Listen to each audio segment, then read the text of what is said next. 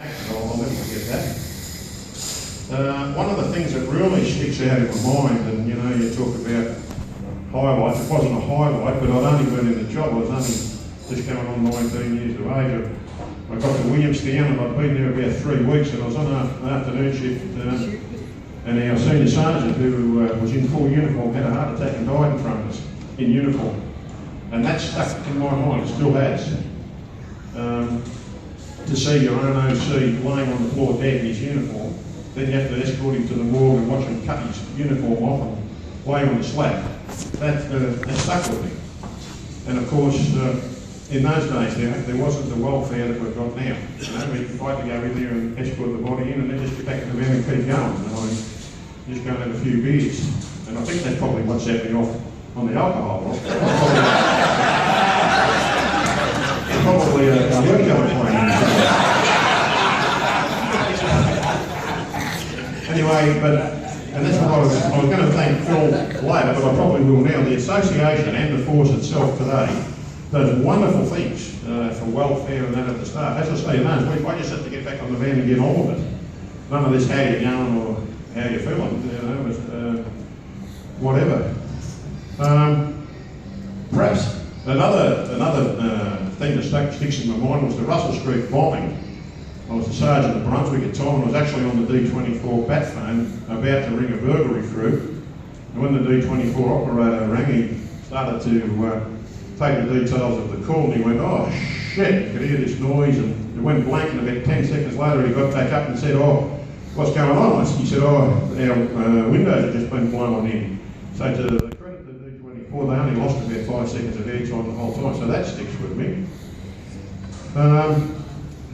When I first joined the job, I had a number of goals that I set myself, and the first one was actually to get into the police force.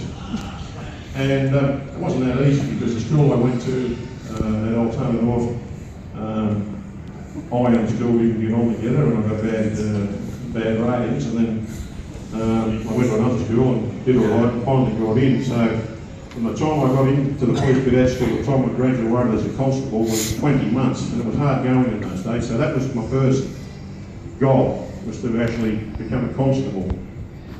My second one was then to become a detective, which I did. I worked at City West CIB, Russell Street CIB, and Mooney Pond CIB. And then my next goal was to get promoted to sergeant and then senior sergeant, and get my own station, which I did. Flemington and Altona North, and of course my ex-friend Roscoe will tell you over there at the IBR. And my legal team will be contacting yours on Monday. Roscoe. Anyway, when I became a senior sergeant, I enjoyed the job. I was a senior sergeant for 18 years. Now, I'm sure I could have got promoted to inspector a lot earlier than I did, but I didn't want to. I worked, I don't want to mention people in particular, but I will mention a few people.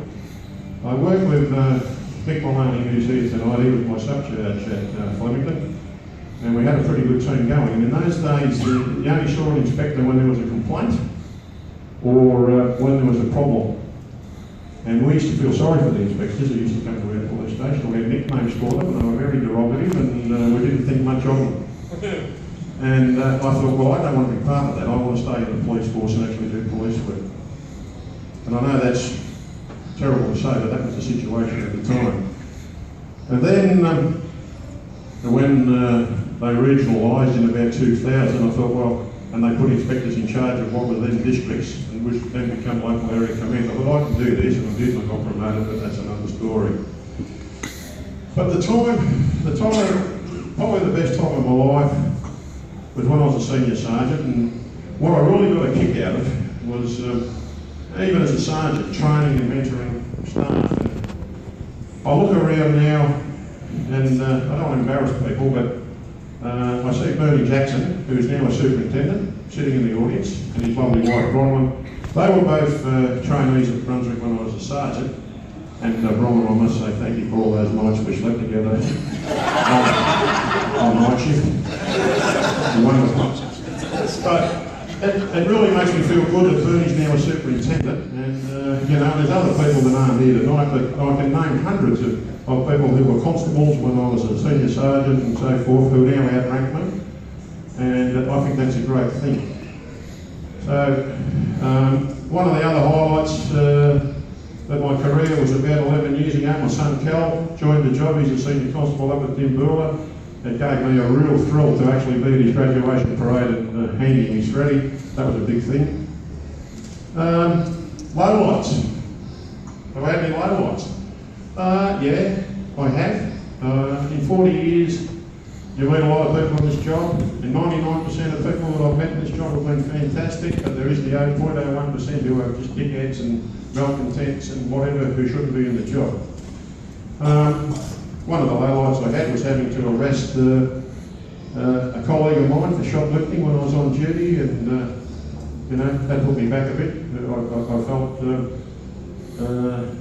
know, I used to think highly of the fellow, and that put me back a bit. Mick and I, when we were at Flemington, we ran a pretty good show, but we were both pretty devastated when the Internal Affairs or Ethical Standards or whatever they were at the time come and raided the station, and it turned out that one of the fellows at Flemington was the kingpin in the window shutters scandal. That was a bit of a lowlight for us. It just tells you that, you know, you think you know what's going on and you've got control of the place, but I can honestly stand here today and say, and I think Mick could, that we had no idea what was going on at the time. Look, I just, you know, I said I wouldn't mention people, but it's pretty hard not to. You know, I look at the table in front of me here. My first station after Russell Street was Williamstown, and I think it was the best time of my life. You know, as a young fella new in the job, and got a table full of people here. I haven't seen some of these people for probably 30 years. What a great place it was, Williamstown. We worked hard, but we played hard. They were great times, great people, and it's good to see you here tonight, ladies and gentlemen. And to my old friend Ernie Poole over there, ex-councillor of Williamstown, we used to love pulling him up after he'd been to the pub, and he used to drive a Charger, brand new brilliant Charger, so we'd take him home and then drive his Charger around for about 2 hours. You know, he wanted to know how come we had an extra 3,000 miles on his truck at the end of the year. They were the great days. And I can go what I'm on. I'd like to particularly mention Hans Worster.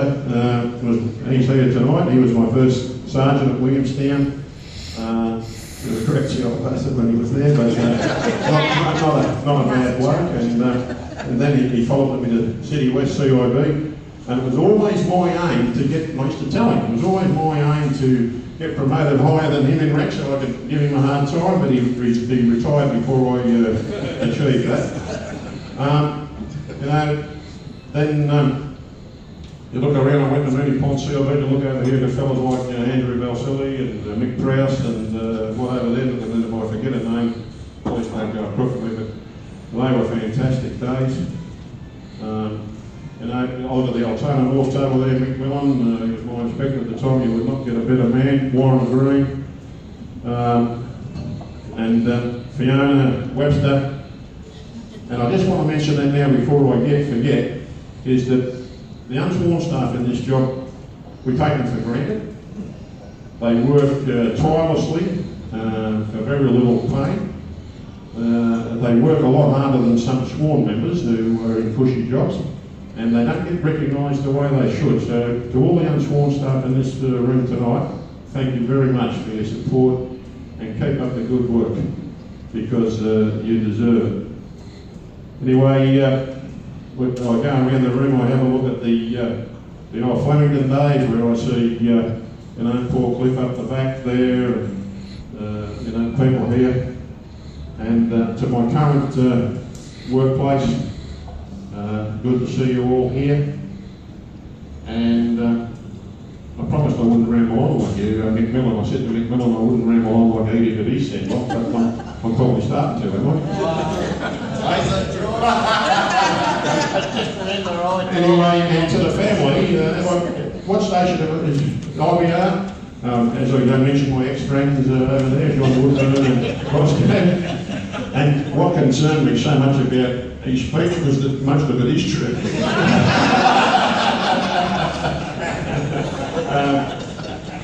Yeah.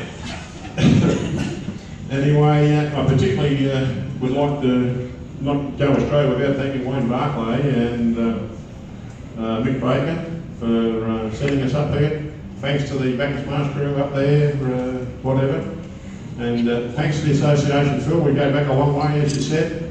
I know there's an EB on, and I've butted you up, Bernie, so I didn't know you were in charge of the EB negotiations, but look after us. It's a bit late for me now, but I think I didn't want to make a political speech, but I'm leaving the job with 444 sick days.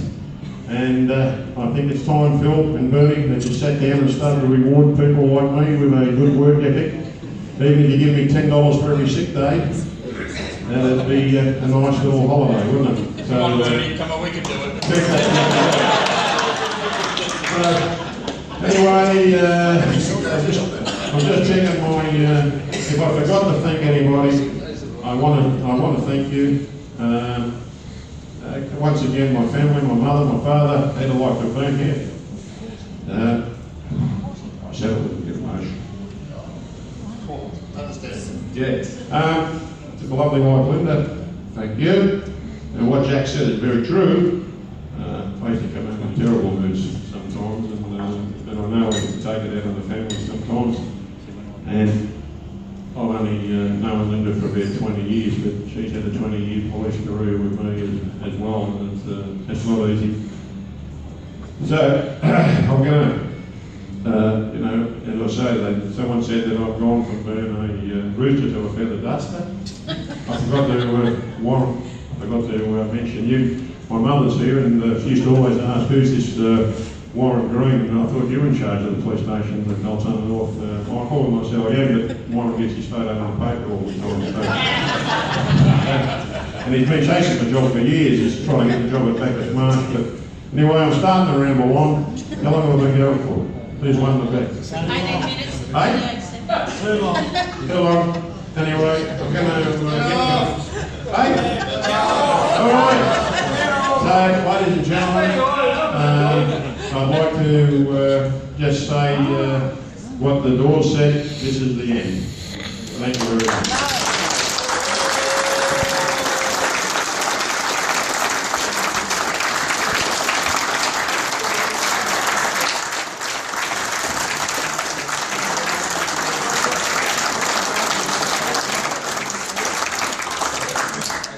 That brings the speakers all to an end. Have 3 cheers for Mick Myers. Hip hip.